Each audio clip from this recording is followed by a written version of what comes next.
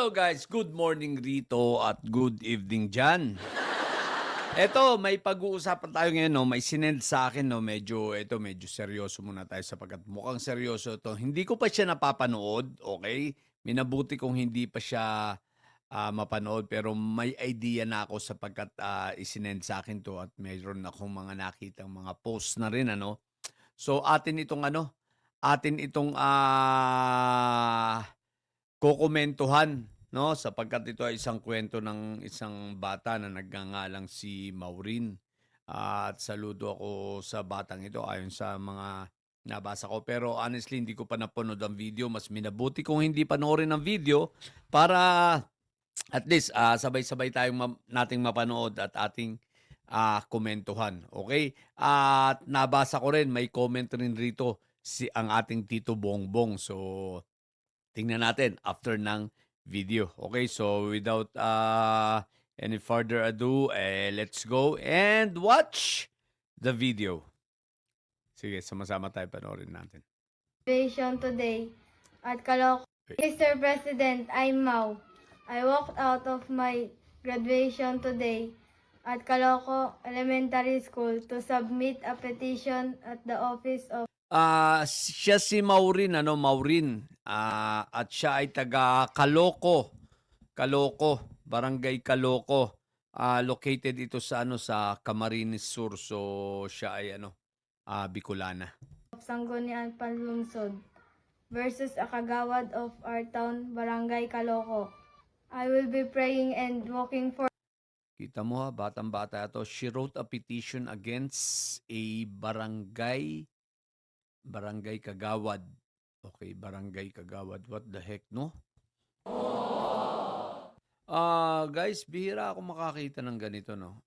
Of course, syempre, tinulungan ito to write the petition, of course, I believe. Tinulungan siya, but for this kid, no? Na yung tapang niya, and she wrote a petition against a barangay kagawad. That's amazing. That's, we called it, bravery, no? Talagang mukhang matapang ang batang to. Sige, panoorin natin. 14 kilometers with my ate Pardon, Camille. ano daw? I will be praying and walking 14 kilometers with my ate Camille. What the heck? 10 kilometers? Oh!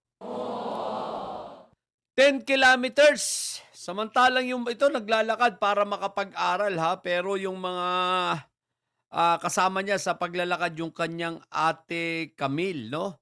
So, 10 kilometers daily, what the heck? Samantalang yung mga didilis dyan, magtrabaho nga, ayaw. Samantalang ito, bata, nag-aaral ha.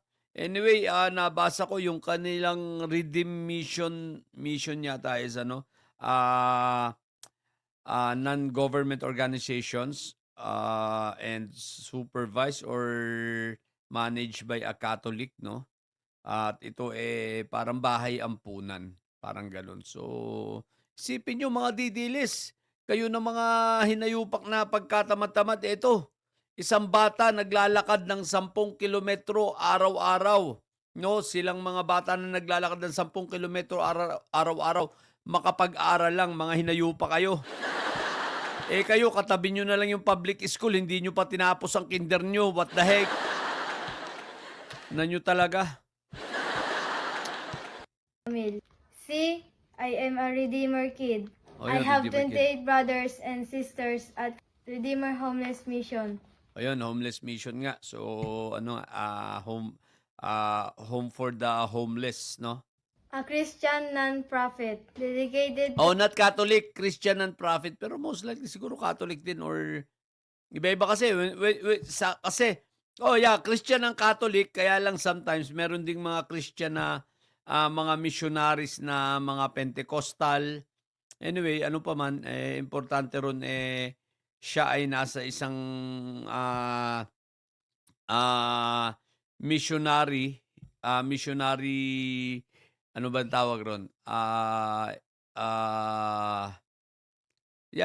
Bahay ampunan, no? Na religious, no? So, kahit sa ano pa man, basta Catholic, Protestant, importante nandun siya sa isang bahay ampunan. lifting homeless children and Yeah, families. o homeless I children have and been families. here since the beginning of this mission in Manila at the Oh, Papuri Popsicle Shop. Papuri homeless shelter nga.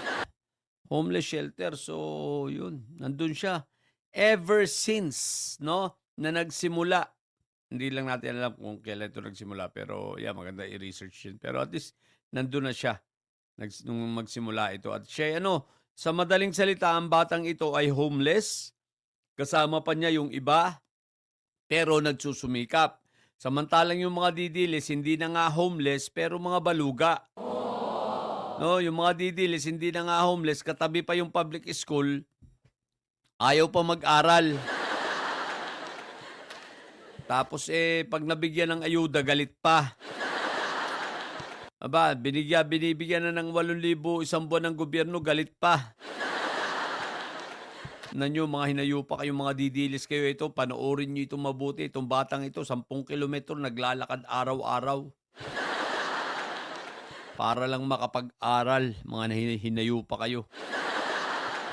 In East Camias, Quezon City, Sa Kamyas, okay. where we sheltered 72 homeless Wow. clients on March. Oy, kudos sa kudos sa samahan na ito sa Redeem Mission salamat po sa inyo sa pag-aruga ninyo, isipin mo sa mga kabataang ito, no, nakakatuwa, nakakataba ng puso.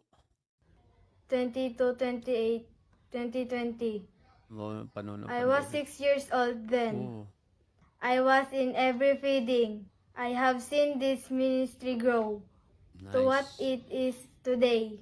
Nice. have- Nakakatuwa, no, mga daming napag-aaral. Thought. Alam nyo guys, nakaka-touch pag ganito, no, nakakaantig ng puso. Ako kinakausap ko yung mga ka-BBM natin, mga loyalista, pink, pero yung mga didilis, wala akong pakialam dyan. Dahil yung mga yan, mga manhid yung mga yan, ang gusto lang yan magkapera, kumita, mang-snatch, ganyan. Mag-akyat bahay, ganyan. Gumawa ng krimen, magbenta ng mga pinagbabawal na gamot, ganyan. Over 35 children how to Wow, read. nice. We help feed, clothe, and bring people to the hospital when they are sick. Alam nyo guys, nakakatuwa yung mga batang ganito. Kasi pag ito lumaki, hindi nito makakalimutan ang tumulong din sa kapwa dahil sa kanilang mga pinagdaanan. So, para bang siyempre, at least yung mga ganito, makikita mo agad na marunong silang tumanaw ng utang na loob. Bagamat hindi naman sa kanila hinihingi yun, pero kusa nilang ibibigay na sila ay gagawa rin ng mabuti sa kanilang kapwa. Alam nyo, ito yung mga tao na pagdating ng panahon ay makikita mo kumikilos at nagkakawang gawa, no? Para sa kanilang kapwa, lalo na sa mga homeless, no? So, doon din ang punta ng batang ito sa pagiging matulungin. Sigurado ako dyan. Kaya kayong mga didilis, manood kayo ng video to, matuto kayong mga hinayupa kayo. We raise money to make sure the kids have milk and diaper. Nice. And we help kids get their birth certificates. Oh, We've done 43 of them already. isipin mo, mga bata pa ito, mga tumutulong na sa ganun, Isipin mo, napakahalaga tulad nun, isang simpleng tulong, birth certificate. Napakahalaga ng birth certificate sa buhay ng tao. Hindi ito pinapahalaga ng mga didilis kasi ang mga yan, walang birth certificate yan. Kaya walang pagkakakilanlan. Kita mo sa mga account nila, puro trolls. Kasi nga, walang pagkakakilanlan, mga hinayupak na yan. Hindi ba, seryoso ang birth certificate ay isa sa pinakamahalagang dokumento natin, no, sapagkat ito yung ating pagkakakilanlan at ang nasyonalidad mo, no? Ang citizenship mo. Kung wala kang birth certificate, ano ka, putok sa buho. Meron ako mga kilalang mga walang birth certificate, yung mga didili, syempre. Mga putok sa buho na yung mga hinayupak na yan We also raise money and help families build homes, replace roofing and walls after a storm. There are 4 mothers here, including mine, Mama Michelle.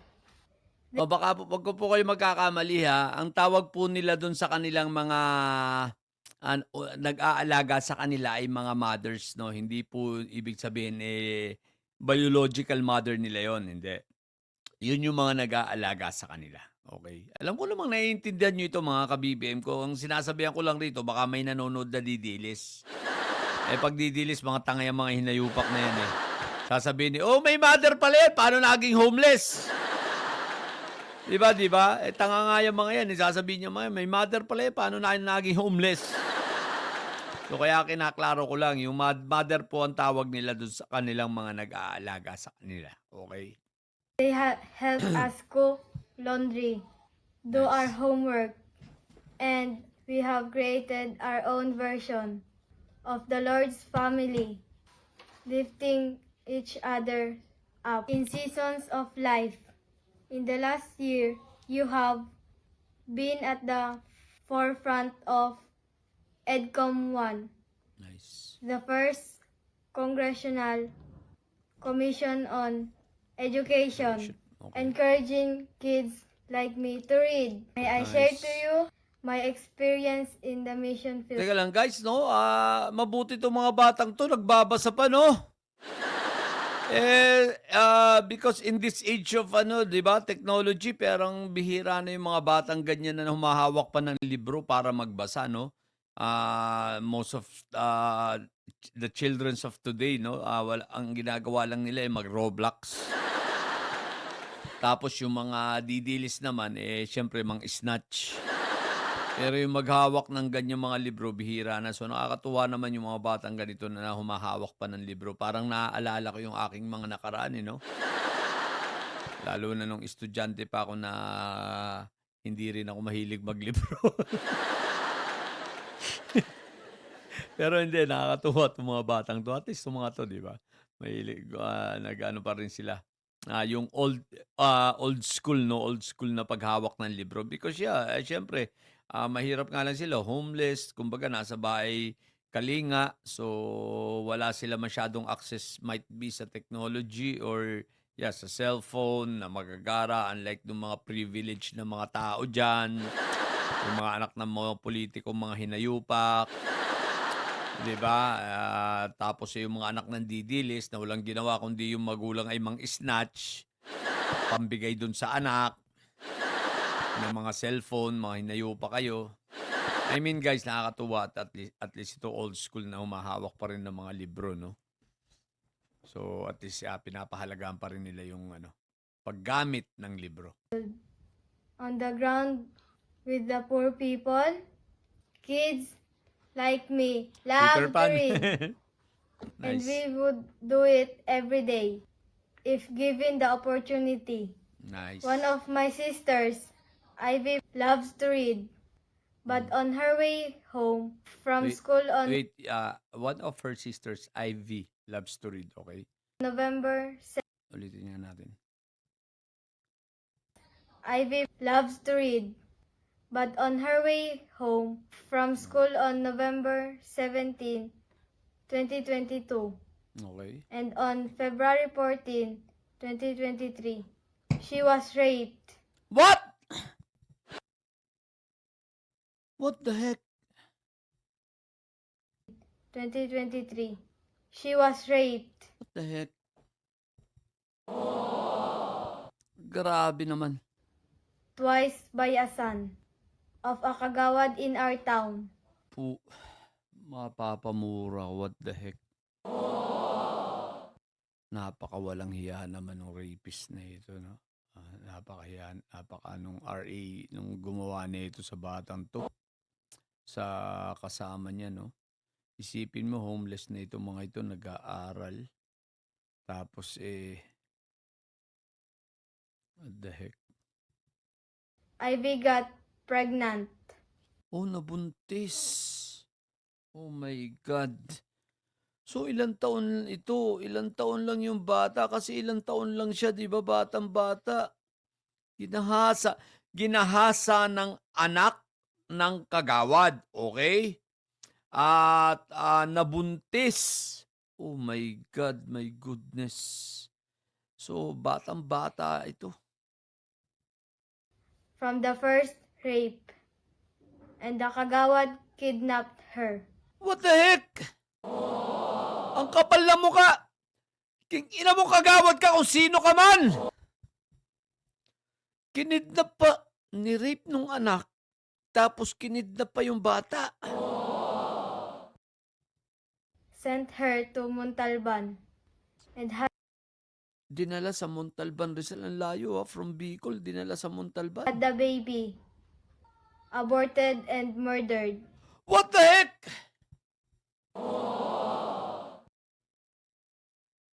Naku po. Nakakagigil yung... Ito guys, ang nakakagigil. Ito mga... Buhay pa kaya tong kagawad na ito? Isipin mo, no, napakawalang hiya. Isipin mo ha, inabort tapos pinatay pa yung baby. Then the tauhan sent with IV raped her again.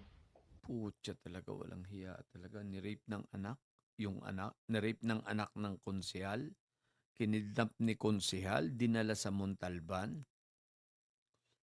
ipina-abort ang bata, no? Pinatay yung bata. Siyempre, once na in-abort, pinatay mo na yun, martyr na talaga yun, di ba? Abortion na yun. Pagkatapos, pinarape uli sa tauhan. Putang. Demonyo mga to. Malamang ang kagawad na to, didilis tong hinayupak na to eh. Malamang didilis ito, mana ito kay, malamang fans ito ni Fentaboy. Di ba? Na ang na normal lang ang ano. Na normal na sa kanila yung ginagawang mga ganyang mga kawalang hiyaan. Putya. And she now no longer goes to school. This kagawad has Isipin mo yun, sinira ang buhay ng kagawad na itong hinayupak na ito. Nang mag-ama na ito, ito ang dapat pinapatay. Ito ang mga dapat na hindi na ito binibigyan pa ng pagkakataong mabuhay sa mundo. Isipin mo, kawalang hiyaan yan. What the heck? one more son. Two that 2022 nangyari, di ba? 2022. Oh my God. raped a girl named Judy Teka, ulitin natin longer daw. goes to school. This kagawad has one more son. Two that raped a girl named Judy Ann in Yung may isa pang anak na ng rape din? Hinayupak ang kagawad ka kung sino ka man. Pamilya ng rape. Grabe, no? 2018.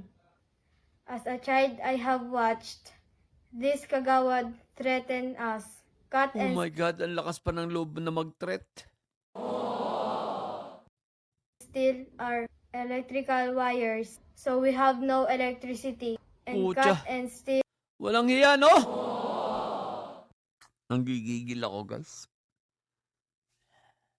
Nanggigigil akong naiiyak ako, puta. Isipin mo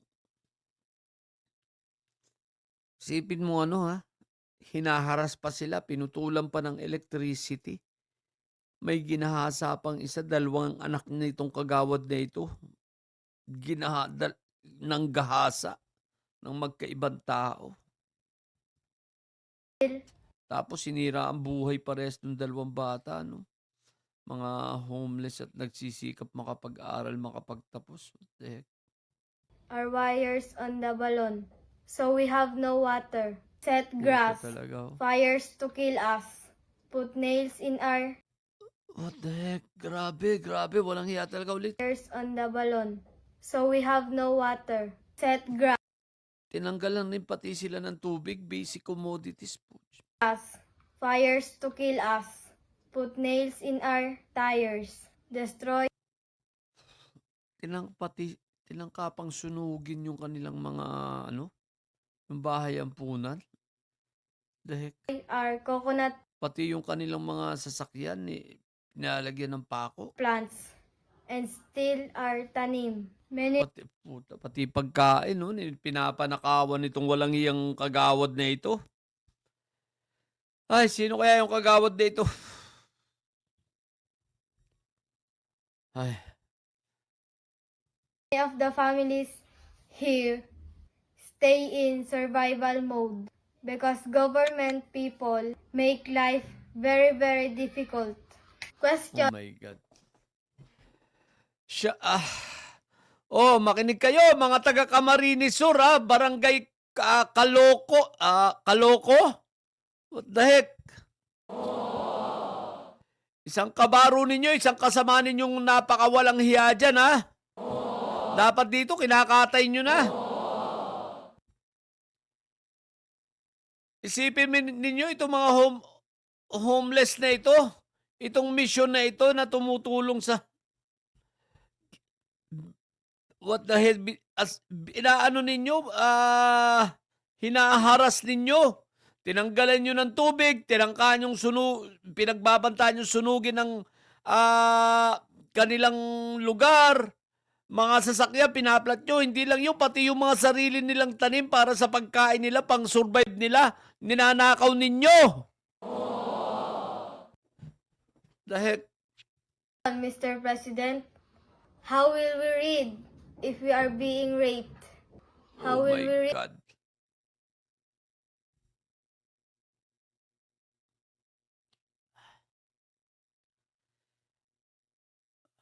Ang sakit pakinggan, no? How will we read if we are being raped? What the heck? Ang sakit. Sakit sa damdamin. for our own government people cut Yeah. our electrical wire so we have no lights? How will we read if our own kagawads cut our balloon wires? We have no water. We are kids. We are Yeah. not involved. Oh my God. Naiiyak na ako talaga.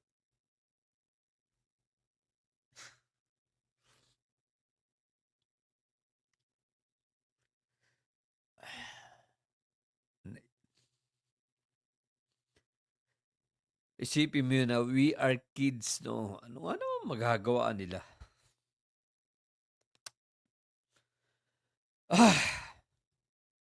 In your political parties, I just want to go to school without being raped. Oh my.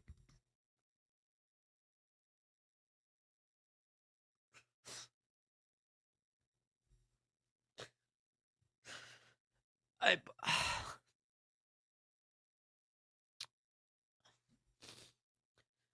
ewan ko ano nararamdaman ninyo, no? Yeah. I just want to go to school without being raped. What the heck? Sakit sa damdamin, guys. So can you please help us, Mr. President? By the time you read this, Oh. No, ito yung masakit sa damdamin, ano? Baka walang hiya. Isipin mo, itong mga bata na nagsisikap makapag-aaral, walang magulang, mga homeless, isang demonyong tao na may 2 anak na demonyo rin siyempre, sisirain ang buhay. Ito ang mga dapat talagang hindi binibigyan ng pagkakataon. Ay, no. Anyway guys, tingnan natin. Ito, sumagot ang Pangulo. Basahin natin. Sabi niya, at guys, ito ang natutuwa ako, no? Nakarating sa Pangulo, nakita ng Pangulo ang Nakarating sa pangulo itong, mensahe ng batang ito at ito nag-reply ang pangulo. Actually, nag-comment ang pangulo dun sa ano, sa post nung Redeem Mission na ito 'no. Sabi niya, "My dear Maureen, your letter has reached me and brought me close to tears and made me very angry. I am sending policemen to you and your sisters to protect you and to find anyone who has hurt any of you." Ay, naiiyak ako. Salamat po. Salamat, Tito Bongbong. I will make sure that you will be able to continue reading and studying as much as you want. You are very brave, intelligent, and kind girl, and very kind girl, and I will make sure to help you and your sisters in any way you need. If there is anything else that you need, just to get in touch with us and we will help. At least kahit papaano yung simpleng mensahe ni Tito Bongbong natin, relief na yon sa damdamin nitong mga ano, ah, kawawang mga kababayan nating ito 'no na pinagsamantalahan ng demonyong konsehal na ito kung sino ka man, barangay kagawad na ito. Anyway, Maureen, saludo ako sa'yo. Salamat sa iyong katapangan, salamat na naku, salamat, isa kang napakatapang na bata 'no. Salamat sa iyong, pagliham na ito sa pangulo sa paglalabas nito. Dahil kung hindi dahil sa iyo at hindi nalaman ng taong bayan, hindi nalaman ng pangulo, tuloy-tuloy ang pang-aabuso sa iyo, sa inyo, na gagawin ng isang barangay kagawad diyan 'no. So, yeah, kay Tito Bongbong, salamat po sa iyong mabilisang aksyon at ngayon ay kami naman ay kampante at naniniwala na, ah, mababantayan ang mga batang ito at nawa sana magkaroon ng hustisya ang ginawang panggagahasa 'no, doon sa dalawang bata. Nawa ito ay magkaroon ng hustisya at papanagutin itong mag-aamang mga demonyong ito sa ginawa nilang ito. So, ako'y naniniwala tapos ang karir nitong barangay kagawad nito at Maureen, may hustisyang darating, para sa inyo 'no. So, 'yun. So, Tito Bongbong, salamat po at pagpalain ka po lalo ng Panginoon. Patuloy ka pong bigyan ng lakas 'no, para makatulong pa sa ating mga kababayan at sa, dito sa mission na ito, redeem mission na ito, salamat sa inyong, pagkupkop sa aking mga kababayan, sa ating mga kababayan, sa pagtulong ninyo at sa pagkalinga. Pagpalain pa kayo ng Panginoon. At Maureen, ipagpatuloy mo ang pag-aaral mo. Congratulations. At yeah, darating ang panahon, makakamit mo rin ang iyong pangarap. Higit sa lahat, salamat sa iyong katapangan. Sa inyong mga didilis dyan, mga hinayo pa kayo, nawa ito ay maging challenge sa inyo. Itong mga bata nagsusumikap makapag-aral, nagsusumikap na nasa kabila ng kanilang kahirapan sa buhay ng mga homeless, makapagtapos, makapagbasa, no, at may pangarap sa buhay. Mga didilis, mangarap din kayong mga hinayupa kayo. Hindi ako magtataka kung itong barangay konsel na ito, barangay kagawad na ito, ito ay isang didilis. Hindi na imposible. Dahil manang-mana sa puon niya na si Fentaboy. Okay? So, yun lang. At naiyak naman ako sa anong ito, sa content kong ito. What the heck? Sa mga bobong didilis dyan at may sayad, ang tatay nyo ay karton, manatili kayo mga bobo at may sayad sapagkat ang may sayad ay laging high blood na nyo.